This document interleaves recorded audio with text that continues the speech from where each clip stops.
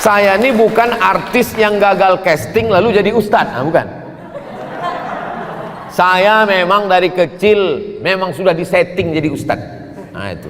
Ini pernyataan ini saya ulang-ulang supaya calon-calon ini tidak terlalu khawatir dengan saya sehingga memusuhi saya.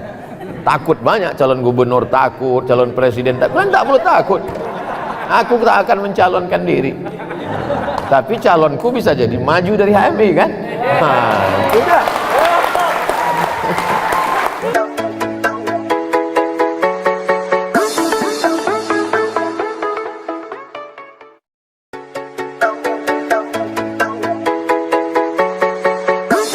Pertanyaan pertama dari Medan, apa yang membuat faktor yang membuat penyebaran Islam itu cepat di Nusantara? Tradisi orang Melayu kalau membuka hutan, mau bertanam padi, mau bercocok tanam, itu hutan itu disemah dulu.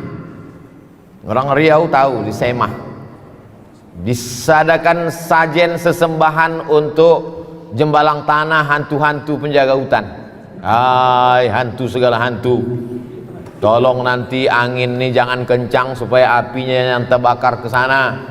Tolong nanti maka dipotongkanlah di situ kepala kambing.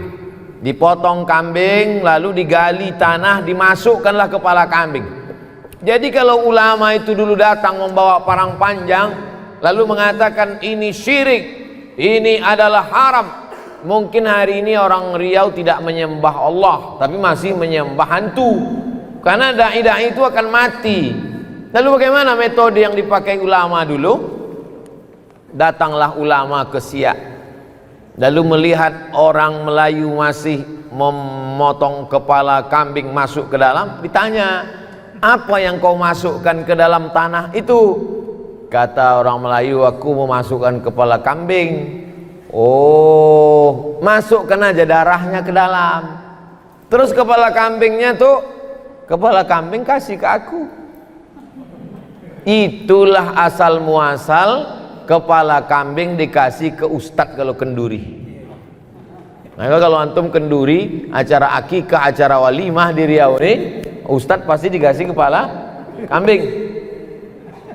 Kenapa kepala kambing itu berpindah dari dalam tanah naik ke piring ke depan ustadz? Karena ustadz dapat menjamin bahwa hantu ini cukup dikasih darah saja, tanpa harus membawa pedang mengatakan perbuatan ini syirik, ini adalah sesat, neraka jahanam, kau berarti enggak, dengan cara yang lembut. Maka apa kata Allah dalam Al-Quran? Walau kunta fazzan ghalizal qalbi, kalau kau dengan cara yang kasar, lam faddu min haulik, pastilah mereka akan meninggalkanmu. Wa qula lahu qawlan layyina, ucapkanlah kata-kata yang lembut, la'allahu yatadzakkara aw yakhsha, mudah-mudahan mereka menjadi ingat Allah dan takut kepada Allah. Itu salah satu sampel contoh di Sumatera. Bagaimana dengan di Jawa? Sunan Kudus tahu bahwa di Kudus ini orang Hindu banyak, maka dia buat menara masjidnya itu candi. Saya sampai ke menara Kudus, saya tengok memang betul candi. Supaya apa? Supaya orang Hindu tidak merasa asing dengan bangunan itu. Akhirnya mereka datang, familiar. Mereka lihat, oh ini biasa, tempat ibadah kami pun begini. Mereka mulai intip-intip ke dalam. Mereka lihat di dalam. Mereka biasanya pakai gending, pakai gamelan. Ternyata di dalam ada juga wayangnya. Dikemas cerita-cerita Nabi dan sahabat dalam bentuk wayang kulit, lalu kemudian dipukulkan gending. Maka kita mengenal ada istilah sekaten. Sekaten diambil dari syahadatain, asyhadu an la ilaha illallah wa asyhadu anna muhammadan rasulullah. Dia tahu orang Jawa suka menyanyi-nyanyi. Antum kalau di masjid di Pekanbaru itu habis azan tak ada suara, berhenti. Orang sholat qobliyah, habis itu baru iqamat. Tapi kalau antum pergi ke daerah Indragiri Hulu, ke Rokan Hulu, di daerah yang banyak orang Jawa, itu habis azan salatullah, dapat dipastikan itu orang Jawa. Kenapa? Suka mereka menyanyi-nyanyi. Maka nyanyi-nyanyi itu dirubah, yang sebelumnya syair-syair bahasa Jawa tetap dengan bahasanya, tapi maknanya. Itulah yang mempercepat proses Islam yang pertama, dengan cara kelembutan dan local wisdom, kebijaksanaan lokal. Yang kedua, langsung pucuk kekuasaannya itu mereka genggam. Jadi kalau di Pulau Sumatera, langsung sultannya itu. Nah, maka dalam teori sosiolog Abdurrahman Ibn Khaldun, ar-ra'iyah ala dini mulukihim, rakyat mengikut agama raja-rajanya. Kalau sudah raja itu sholat, sampai ke bawah sholat. Kalau sudah raja itu ke masjid, semuanya. Maka hampir semua raja-raja Melayu itu, Raja Minangkabau, Raja Aceh, Islam. Bagaimana dengan di Jawa? Begitu juga Wali Songo menempel ke raja-raja bangsawan-bangsawan Jawa, maka kita kenallah raja-raja Demak, Masjid Demak, Sultan Demak. Mereka Islam lewat kekuasaan. Besok antum kalau masih kosong pagi, silakan pergi ke pasar bawah, bukan untuk beli karpet sama keramik, singgah ke Masjid Raya Senaplan. Ketika Sultan Siak 1723 1724, kerajaan Siak Sri Indrapura di Siak. Lalu Sultan menelusuri Sungai Siak, dia tengok ada tapak yang bagus untuk buat pemukiman baru. Berhenti di situ, dibangunlah pasar. Itulah dia namanya Pasar Senapelan. Jangan sebut pasar bawah, aslinya Pasar Senapelan. Yang pasar bawah itu untuk beli kerupuk sama keripik. Lalu kemudian dia bangun masjid. Masjid itu dibangun oleh Sultan Abdul Jalil. Sultan Abdul Jalil membangun. Tak selesai, meninggal Sultan Abdul Jalil. Dilanjutkan oleh anaknya, namanya Sultan Muhammad Ali Abdul Jalil. Sultan Abdul Jalil punya anak perempuan cantik jelita, namanya Tengku Embong. Tengku Embong yang cantik ini dinikahkan dengan seorang ulama yang datang dari Jazirah Arab, namanya Syarif Usman Shahabuddin. Hasil pernikahan Tengku Embong dengan Syarif Usman Shahabuddin, maka sejak itulah Sultan-Sultan Siak itu di awal namanya bergelar Syarif. Sultan Syarif Kasim. 3. Jalan Sultan Syarif Kasim, Universitas Islam Sultan Syarif Kasim, dan airport Sultan Syarif Kasim. Dulu antum kalau datang ke Riau, ladies and gentlemen, kita akan turun ke airport Simpang 3. Dirobahlah pada masa Presiden Abdurrahman Wahid, Kiai Haji Abdurrahman Wahid berikan kata sambutan, ini sudah tepat namanya airport Sultan Syarif Kasim. Masuk airport Simpang 3 kayak tempat becak katanya Sultan Syarif Kasim. Artinya apa? Ulama itu langsung datang ke pucuk kekuasaan, maka dengan satu kekuasaan mudah. Jadi kalau orang memahami ceramah saya, pahamlah dia mengapa di beberapa tempat saya jadi jurkam kampanye. Paham ya? Oh, connect. Cuman kadang jamaah ini tidak secerdas saya, ini jadi masalah. Paham ya? Ceramah saya tabligh akbar. Tabligh akbar saya ke satu daerah, penuh lapangan sepak bola. Habis tabligh akbar selesai. Tapi ketika saya support satu calon wali kota, calon bupati, calon gubernur, duduk dia, maka setiap kelurahan itu bisa dibangun rumah Quran. Tapi orang banyak tak setuju. Setelah saya telusur-telusur, kok kenapa tak setuju saya mendukung paslon? Kami tak tahan Ustadz dibully. Oh, kalau kau tak tahan dibully, jangan kau baca komen. Ternyata dia tak tahan menghadapi haters. Haters itu bahasa Inggris, bahasa Arabnya syaitan.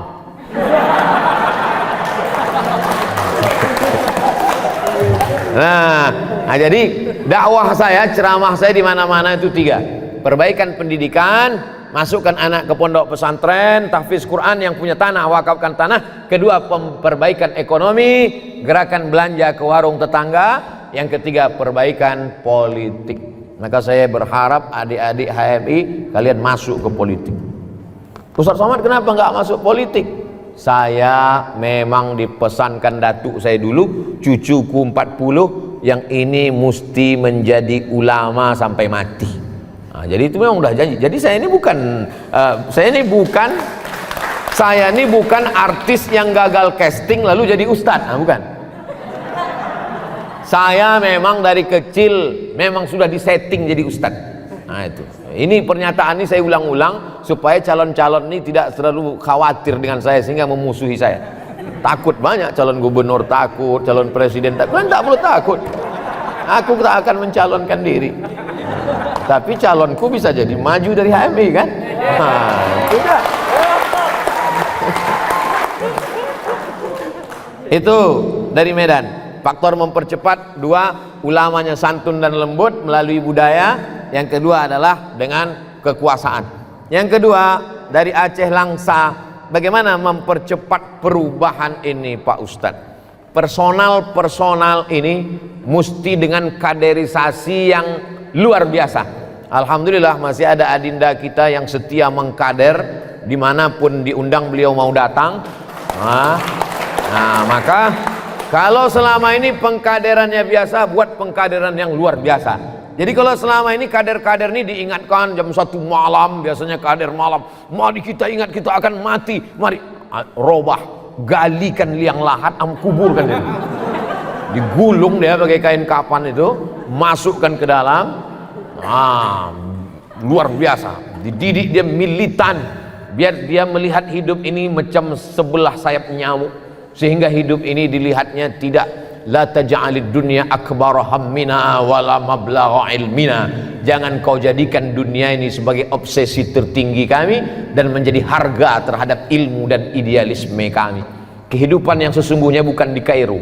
Kehidupan kami yang sesungguhnya bukan waktu jadi mahasiswa di Kairo. Waktu di Kairo bukan main lagi idealisme luar biasa. Yang sesungguhnya the real kehidupan yang nyata adalah ketika pulang ke bumi lancang kuning, ketika pulang ke negara kesatuan Republik Indonesia. Nah jadi adik-adik kita ini memang betul-betul dididik. Dulu saya mengusulkan supaya kampus-kampus universitas jangan lagi kalian buat KKN 2 bulan. Kalau mau buat KKN itu setahun, kirim ke suku Talang Mama di pedalaman sana. Setahun. Sehingga kalau dia fakultas pertanian, betul-betul dia bertani di dalam setahun. Nampak betul semangka itu sebesar apa bisa kau tanam. Kalau dia jurusan peternakan, betul-betul beternak dia di suku pedalaman sana, memang betul-betul selama kau beternak setahun berapa kali kambing itu berhasil, berapa kali sapi. Kalau dia jurusan perikanan, betul-betul dia bisa membuat karamba ikan di dalam. Kalau dia jurusan teknik, bisa tak dia menaikkan air sungai ini ke atas supaya orang-orang tua tidak lagi turun ke bawah untuk berwudu di tengah malam. Nah, jangan lagi KKN 2 bulan, pergi tinggal rumah kepala desa, sore main poli, pulang bebini. Apalah kerja kalian? Jadi buatlah pengkaderan yang luar biasa. Nah, itu udah bolak-balik saya sampaikan. Tapi rektor-rektor takut melaksanakan ide saya ini. Jangankan untuk melaksanakan ide saya, ngundang saya aja takut. Maka saya heran kok berani HMI ini.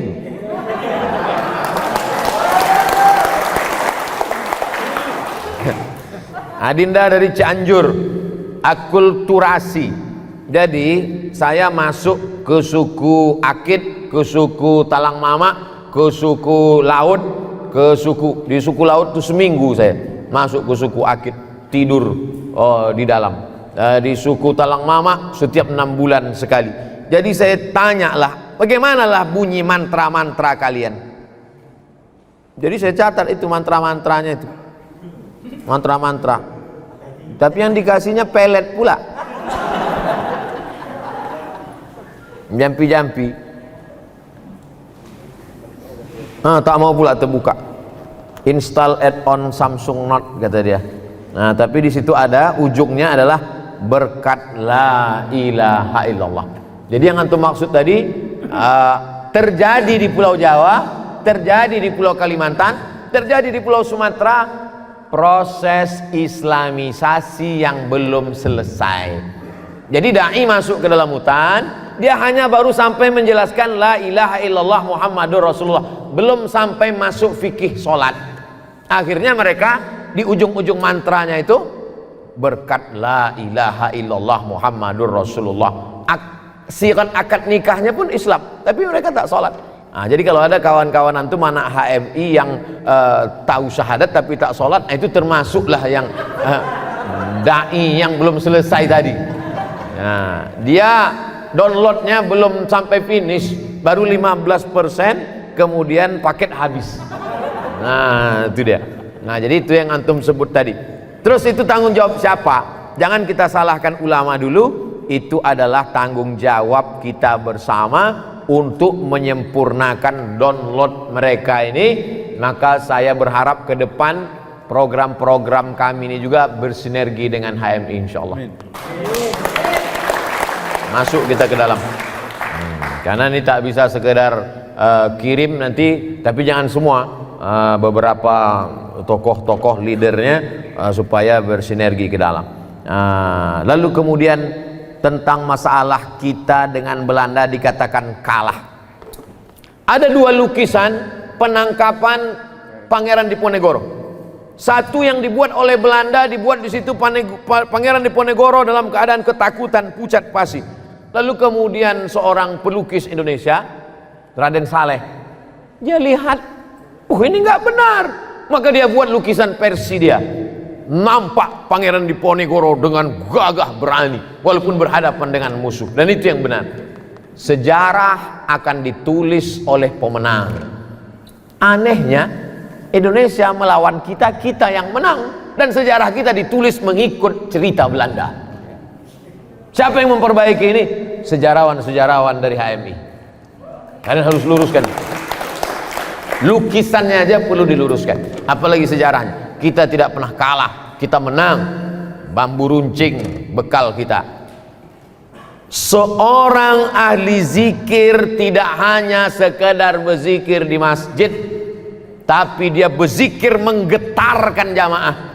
Maka Belanda melihat orang ini berbahaya. Dia adalah mursyid tarekat khalwatiyah. Khalwat artinya bersunyi-sunyi dengan Allah, merasa sunyi di tengah keramaian. Nampaknya ramai, tapi sunyi hanya karena berdua dengan Allah SWT. Nampaknya sunyi sendiri, tapi ramai karena berdua dengan Allah SWT. Maka disebut dengan tarekat khalwatiyah. Namanya Syekh Yusuf Al-Makassari Tajul Khalwati. Taj artinya crown, mahkota. Mahkota tarekat khalwatiyah. Belanda melihat orang ini berbahaya, buang dia. Dibuang ke Ceylon. Sampai di Ceylon, apa yang dia lakukan? Dia menyebarkan Islam di Sri Lanka. Masuk Islamlah orang Sri Lanka. Akhirnya orang Inggris di Sri Lanka pun pusing melihat dia. Ini orang berbahaya di Ceylon, campakkan lagi. Belanda melihat dia berbahaya, buang. Ceylon melihat dia berbahaya, buang. Akhirnya dicampakkanlah dia ke Cape Town, Afrika Selatan. Di Cape Town apakah dia stres, depresi? Tidak. Di Cape Town dia membangun kampung Melayu, kampung Islam. Dan kemudian Presiden Nelson Mandela memberikan penghargaan sebagai pahlawan Afrika Selatan. Jadi orang Indonesia tidak pernah kalah. Dia hanya kalah di mata sejarawan yang menulis menurut versi mereka. Dari senjatanya, dari kekuatannya. Apa kekuatan Syekh Yusuf itu? Kekuatannya ada pada la ilaha illallah Muhammadur Rasulullah. Kalau Allah besar di dalam hatimu, maka dunia ini kecil di depan matamu. Kalau Allah besar dalam jiwamu, maka segala permasalahan dunia ini hampa, kecil materi ini, tak ada apa-apanya. Itulah yang mesti ditanamkan dalam. Tapi dia tidak sekedar orasi saja. Karena kalau sekedar pelatihan nanti bisa aja jam tengah malam, besarkan Allah dalam hatimu, dunia kecil. Begitu datang duit sekoper, besar juga dunia ini. Menguji emas dengan api. Emas kalau kita mau tahu dia emas murni atau emas campuran, bakar dengan api. Ketika dibakar dengan api, memisah nanti mana emas mana perak. Menguji emas dengan api, menguji orang dengan uang. Menguji orang dengan uang dan materi. Di saat materi itu datang, disitulah baru nampak mana yang sesungguhnya HMI asli dan mana HMI yang ijuk saja. Ijuk dengan rambut susah dibedakan bagi yang tak tahu mana rambut, mana ijuk, mana lalang, mana rumput asli. Karena sekarang memang semuanya penuh dengan kepalsuan. Saya kemarin diundang ke hotel acara pernikahan. Bunga-bunganya palsu. Semua bunga plastik. Semua bunganya plastik. Permintaan maafnya pun palsu.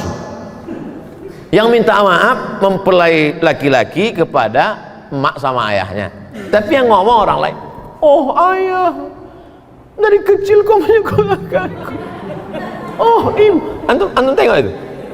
Semuanya penuh dengan kepalsuan dan sandiwara. Tapi HMI tidak demikian. Ini dia kasih asli, buahnya asli. Dia tak mau yang plastik. Hah? Apel Malay apple. Hah? Asli. Oleh sebab itu antum jangan terpukau dengan kepalsuan ini. Wallahu a'lam bishawab.